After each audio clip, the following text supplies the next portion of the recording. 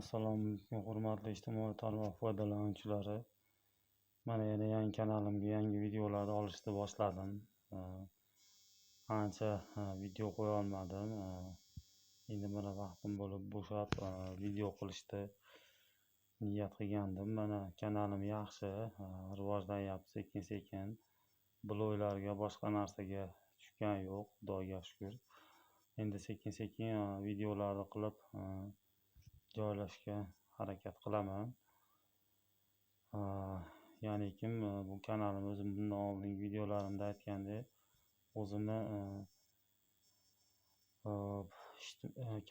shu kommunal sohadagi ma'lumotlarim, ya'ni o'zimni shaxsiy xonadonimni kommunal sohadagi ma'lumotlarini, masalan tabiiy gaz, suv, elektr energiyalarida shartnoma shartlari, qonun qoidalari qabul qilish, iste'molchi, ta'minotchi shartnomalarini, qonun qoidalarini,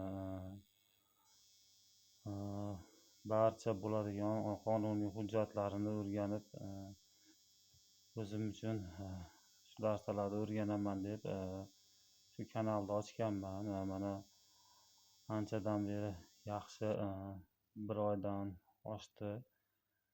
Endi qisqa videolar joylagandim. Ichimlik suv, elektr energiya, tabiiy gaz sohasidagi o'zimni bu shaxsiy xonadonimnikini qisqa video qilib qo'ygandim. Endi buni o'rganyapman. Hammasini shu shartnoma shartlari daftarchasi bor ekan, shuni orqasidagi barcha shartlarni o'qib, endi oldin ham bilar edim, endi yana ham yaxshi bir yo'li oxirigacha o'rganib, o'zimga kerakli joylarini kompyuterdan chiqarib, bir papka qilib olib qo'yyapman. Kerak bo'lib qolsa ishlataman deb. Mana shu tabiiy gazni ham mana bundan oldin aytgandim, qisqa shu o'rganganlarimni.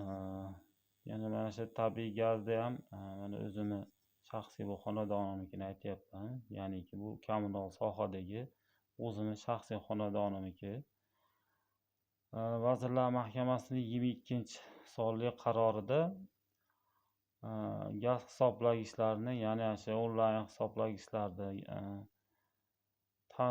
gaz ta'minoti bazasiga, ya'ni kompyuteriga, bazasiga tushirish faqatgina shu korxonani zimmasiga yuklatilgan ekan. Bu Vazirlar Mahkamasining 22-sonli qarori bilan belgilangan ekan.